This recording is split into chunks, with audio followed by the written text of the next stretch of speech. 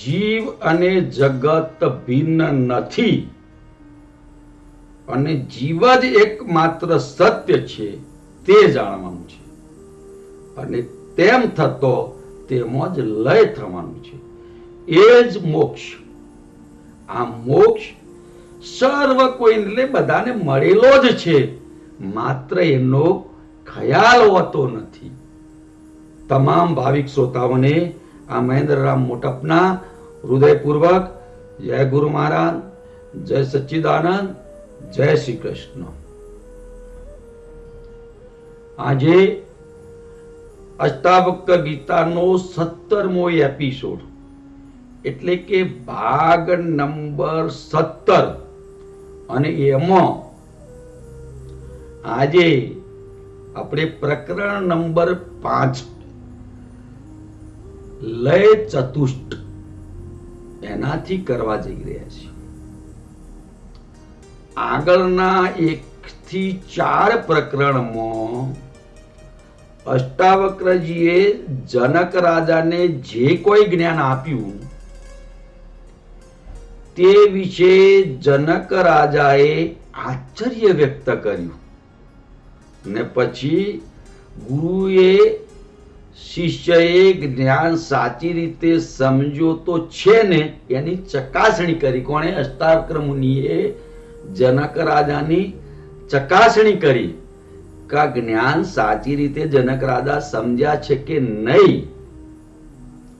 જેના પ્રત્યુત્તરમાં શિષ્ય એટલે જનક રાજાએ નમ્રતાપૂર્વક પોતાના પ્રતિભાવ આપ્યા. તે આપણે જોયું કે 1 થી આગળ 4 પ્રકરણમાં આ બધું આવી ગયું.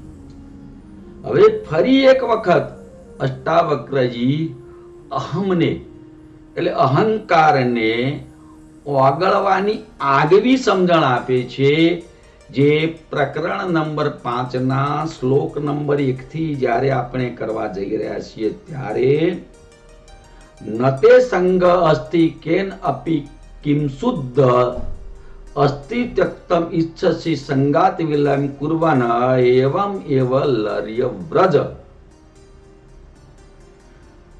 તારો કોઈની સાથે સંગ છે નહીં. શું? તારો કોઈની સાથે કોઈ સંગ નથી, તું શુદ્ધ છો, તો શેના ત્યાગની ઈચ્છા છે? સંગાતનો એટલે દેહનો એટલે કે દેહ ભાવનો ત્યાગ કરી સ્વરૂપમાં લય પામી જા, મોક્ષ પ્રાપ્ત કરી લે. સની વાત કરી અહીંયા મોક્ષ પ્રાપ્ત કરી લેવાની અહીંયા વાત કરી છે. ભગવાન શ્રી કૃષ્ણ પણ ગીતામાં કહે છે કે સર્વ ધર્માન પરિત્યજ્ય મામેકમ શરણં વ્રજ અહં કાતર સર્વ પાપ્યભ્યો મોક્ષિષ્યામિ મા શુચિ. એ જ વાત અહીં અષ્ટાવક્ર કહે છે કે એવમ એવમ લય વ્રજ, કે તું મારા શરણે આવી જા, લય પામી જા. વ્રજ એટલે અંતિમ ગંતવ્ય સ્થાન. કેવું? અંતિમ ગંતવ્ય સ્થાન. જોથી ગયા પછી એટલે જો ગયા પછી પાછા આવવા પણ રહે જ નહીં. યદ ગત્વા ન નિવર્તન્તે. તેથી જ તો શ્રી કૃષ્ણ બાળપણમાં જો રમ્યા અને ભમ્યા એ ભૂમિ વ્રજ ભૂમિ કહેવાય છે. એમ તો કૃષ્ણ મથુરામાં પણ હતા, હસ્તિનાપુરમાં પણ જતા, દ્વારકામાં રહેતા, સતો તે કોઈ વ્રજ ભૂમિ ન કહેવાય. કારણ કે માનવ સ્વરૂપમાં બાળપણ એ જ સર્વ રીતે સાક્ષાત ઈશ્વર સ્વરૂપ હોય છે. કૃષ્ણ તેમના કૃષ્ણત્વ રૂપે પોતે જ સાક્ષાત પરમાત્મા પરમ પુરુષ હતા. પણ માનવ સ્વરૂપમાં તેઓ પણ જો બાળ સ્વરૂપે વિચર્યા, તે વ્રજ ભૂમિ કહેવાય છે. વૈષ્ણવ જો એ પણ ખાસ બાળ કાનુડાની ખાસ એ લોકો ભજતા હોય છે. વ્રજ શબ્દ પણ મજાનો છે. વેદાંતમાં વ્રજ્યા શબ્દ છે. વ્રજ્યા એટલે જો જવું ગમે તે ભૂમિ. કેવી? કે જો જવું ગમે આપણને. હું પણ એક વખત ગોકુળની રજમાં જઈ આવ્યો છું. ગમે એટલા માટે કે તે વિરજ છે. જો જરા પણ રજ નથી, ધૂળ નથી, રજોગુણ નથી, સત્વનું જ પ્રાબલ્ય છે. અતિ સ્વસ્થ અને શુદ્ધ છે. તે છે આપણી હૃદય ભૂમિ. રજોગુણ ન હોય તો તમો ગુણ પણ ના રહે. શું? રજોગુણ ન હોય તો તમો ગુણ પણ ના રહે. એ બંનેનું દ્વૈત છે, રાત દિવસ જેવું. રજોગુણ પ્રવૃત્તિ કરાવે ને પછી શ્રમના લીધે આરામ જરૂરી બને, એ તમો ગુણ આપે. સત્વગુણ રહે પણ આ બંનેની હાજરી હોય તો જ દેખાય, બાકી સ્વતંત્ર રીતે તો તે અદ્રશ્ય જ રહે છે. એટલો એ નર્યા નિત્ર્યા સ્ફટિક સમો શુદ્ધ અને પવિત્ર અતિ પારદર્શક છે. હૃદયમાં સાચી શુદ્ધતા આવે ને ત્યારે હૃદય વ્રજ ભૂમિ બને છે. અને એવું થાય તો જ હૃદયમાં પરમ પ્રત્યેની સંપૂર્ણ શરણાગતિનો ભાવ આવે. હમ શરણમ ગચ્છામિ. એવી સંપૂર્ણ શરણાગતિ એટલે જ પરમ તત્વ સાથે એકરૂપતા, તેમાં જ લય થઈ જવું. તે માટે સંગાત વિલયમ, દેહ ભાવનો અસ્ત થવો જરૂરી છે. આ દેહ ભાવનું વિલીનીકરણ થઈ જવું જરૂરી છે. અહમ દેહોસ્મી માંથી અહમ દેહોસ્મી નો ભાવ અંતરમાં ઘૂંટાવો જોઈએ. જીવનયુક્તતા, સ્થિત પ્રજ્ઞતા એ માનસિક ચેતનાની એક પરમ અવસ્થા છે. કૃષ્ણ પરમાત્માએ પણ સાંખ્યોગની અંદર સ્થિત પ્રજ્ઞ આખું ચેપ્ટર સ્થિત પ્રજ્ઞનું છે, એની અંદર પણ આ વાત કરી છે. પશ્ચિમનું મનોવિજ્ઞાન ચેતન મન, અચેતન મન, સામૂહિક અચેતન મન સુધીની વાત કરે છે. પૂર્વના ઋષિઓ એથી આગળ વૈશ્ચિક અચેતન મનની પણ વાત કરી. આ ત્રણેય સ્તર, અચેતન મન, સામૂહિક અચેતન મન અને વૈશ્ચિક અચેતન મન, આ ત્રણેય પ્રકારના મન એ આપણા ચેતન મનથી નીચેના સ્તરે છે. આપણા ઋષિઓએ મનથી ઉપરનો પણ વિચાર કર્યો છે. એમાં પણ એક થી ઉપર 3 સ્તરો વર્ણવ્યા છે. ચેતન મનથી ઉપર છે તે પરમ ચેતન મન, તેથી ઉપર સામૂહિક પરમ ચેતન મન, અને સૌથી ઉપર છે વૈશ્ચિક પરમ ચેતન મન. ચેતન મન કેવું? વૈશ્ચિક ચેતન મન, વૈશ્ચિક પરમ ચેતન મન. આપણે સૌ કોઈ અનુભવીએ છીએ. કેવું? ચેતન મન આપણે સૌ કોઈ અનુભવી છે. પણ જે ખરો જ્ઞાની છે, જીવન મુક્ત છે, અનાસક્ત છે, એ માનસિક ચેતનાના 7 સ્તર અનુભવી ચૂક્યો હોય છે અને એને પાર કરી ગયો હોય છે. કે મનને પેલે પાર જઈને મોજો મળી. અશો જરતુસ એને પરમ માનવ કહે છે. આપણે જોયું છે કે એક ચીજમાં બીજી ભળે એને જ અશુદ્ધ કહેવાય. દાખલા તરીકે દૂધમાં ગંગાજળ ભેળવો તો પણ પછી એ દૂધ શુદ્ધ રહ્યું ખરું? ટૂંકમાં શુદ્ધતા એટલે સ્વયંનું હોવું. તે બીજું કશું જ એમાં ના ભરી શકે. જેવા હો તેવા જ હોવું. તે છીએ તે ઠીક, જે છીએ એ બરોબર છીએ. તેથી જ મનમાં કોઈ પણ વૃત્તિ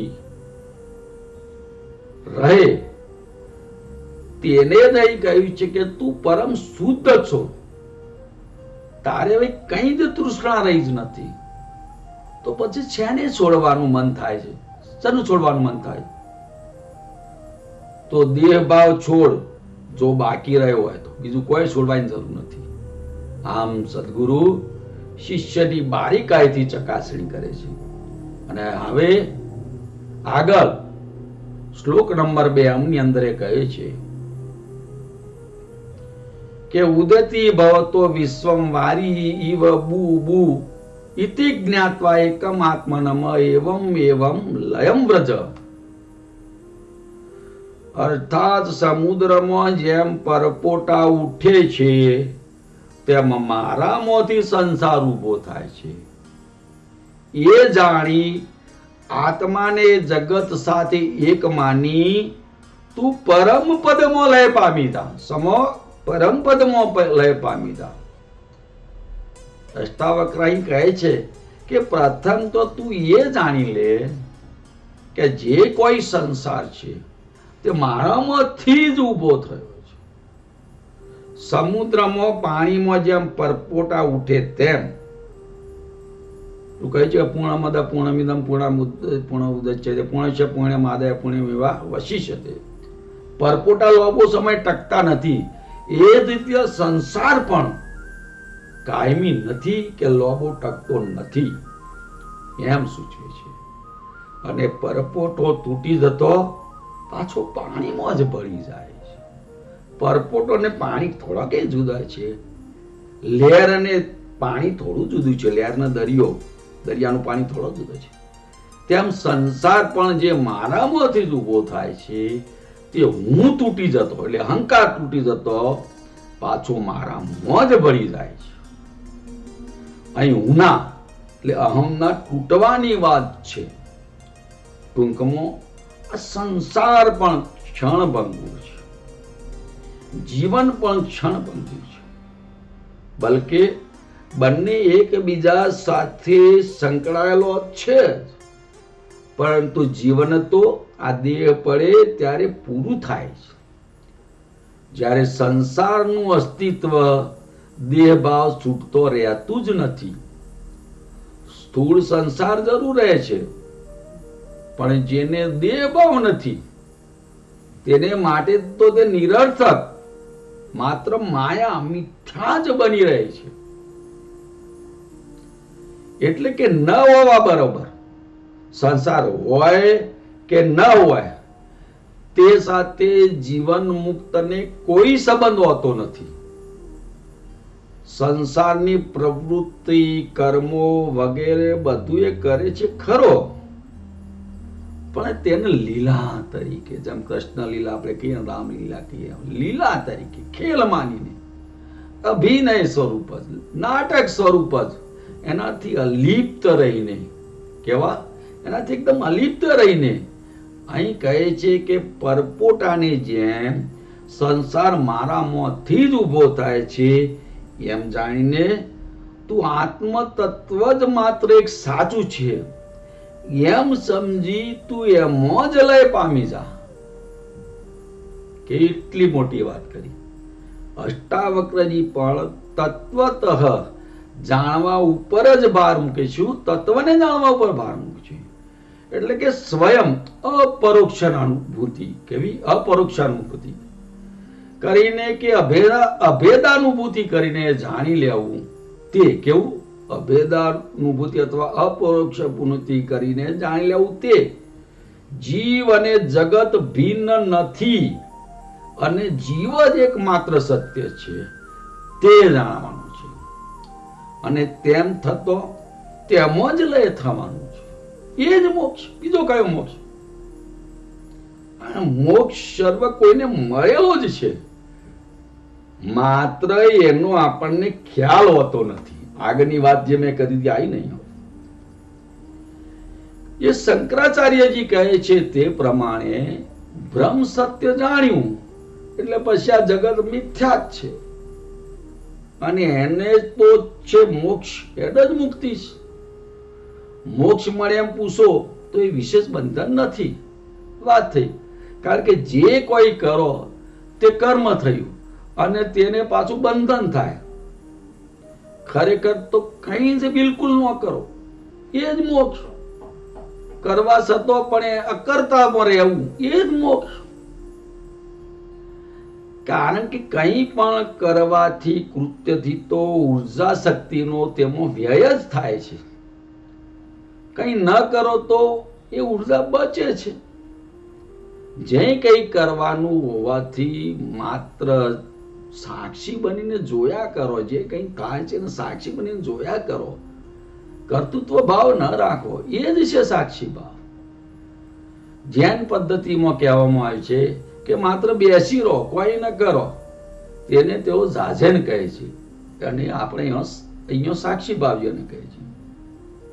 હવે આગળ અષ્ટાવક્રજી શ્લોક નંબર 3 પ્રકરણ નંબર 5 ની અંદર વાત કરે છે કે પ્રત્યક્ષ અપી અવસ્તુત્વાત વિશ્વમ ન અસ્તિ અમલે ત્વયી રજ્જુ સર્પૈવ વ્યક્તમ એવમ એવાલયમ વ્રજ.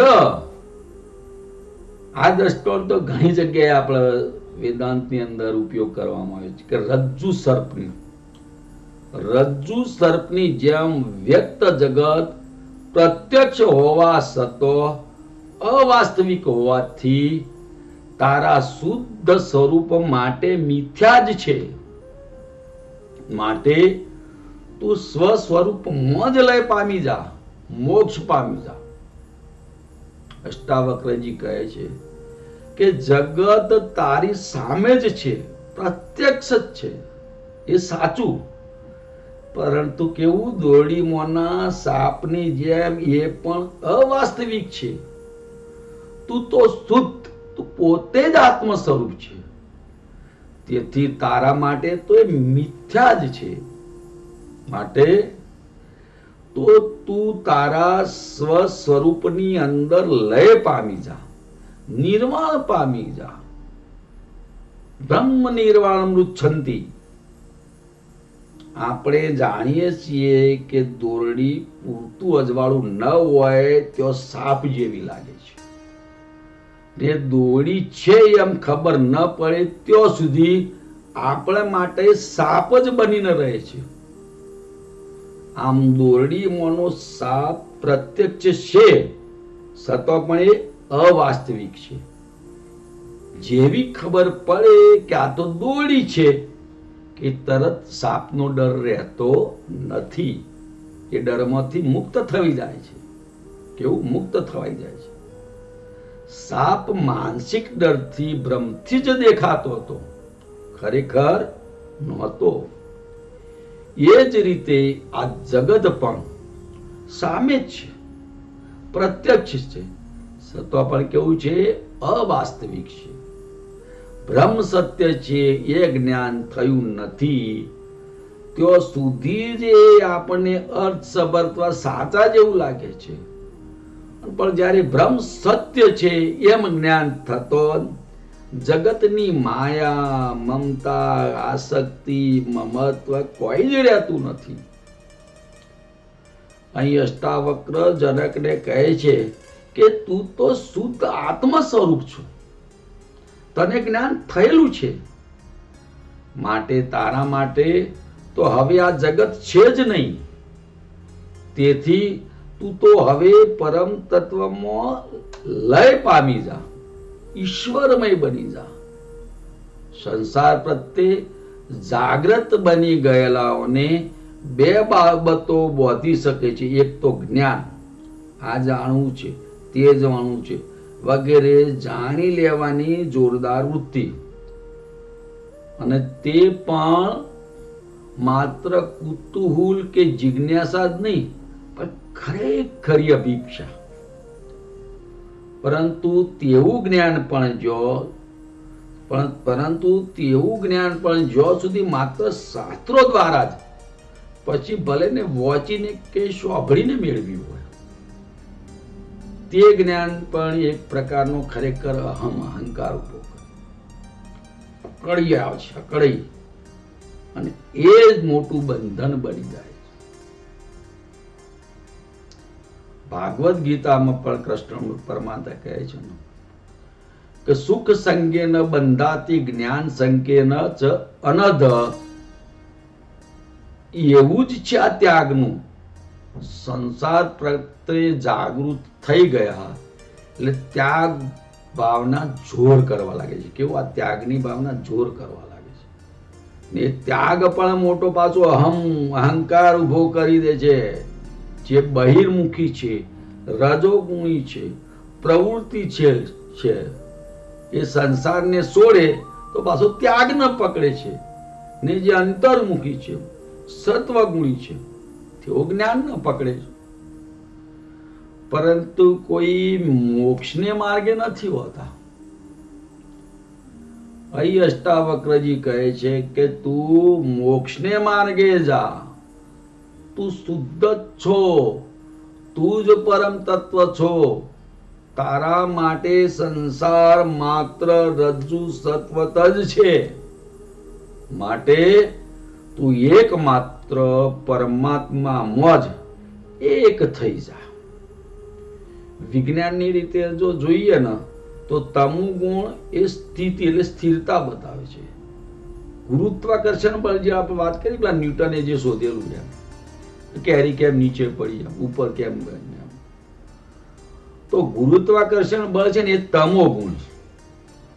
રજોગુણ એ ગતિ અને પ્રવૃત્તિ બતાવે છે, પ્રવાહિતા, તરલતા, એ રજોગુણ છે. અને સત્વગુણ છે એ બંને વચ્ચેનું સંતુલન, એટલે કેવું? બેલેન્સિંગ. શું છે? બેલેન્સિંગ છે.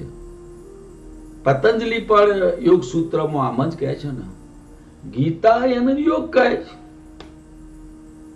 સમત્વે યોગ ઉચ્ચતે, સમત્વની સંવાદિતા રજૂ કરે છે. જેનામાં સમત્વ છે એ જ સ્થિત પ્રજ્ઞ છે, એનામાં જ સાક્ષી ભાવ છે.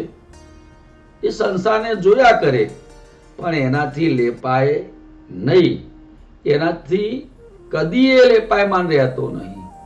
અહીં અષ્ટાવક્ર એ જ કહે છે કે જગત ભલે પ્રત્યક્ષ દેખાય, સતો તે દોરીના સર્પની જેમ મિથ્યા જ છે. કેટલી બધી અહીં જોરદાર અષ્ટાવક્રજીએ વાત કરી. હવે આજે અહીં અષ્ટાવક્ર ગીતાના 17મા ભાગનું પૂર્ણ વિરામ કરીએ છીએ. આપ સૌ શ્રોતાઓને આ દાસાનું દાસ મહેન્દ્રરામ મોટપના જય ગુરુ મહારાજ, જય શ્રી કૃષ્ણ, જય સચ્ચિદાનંદ, જય સચ્ચિદાનંદ, જય સચ્ચિદાનંદ, જય ગુરુ.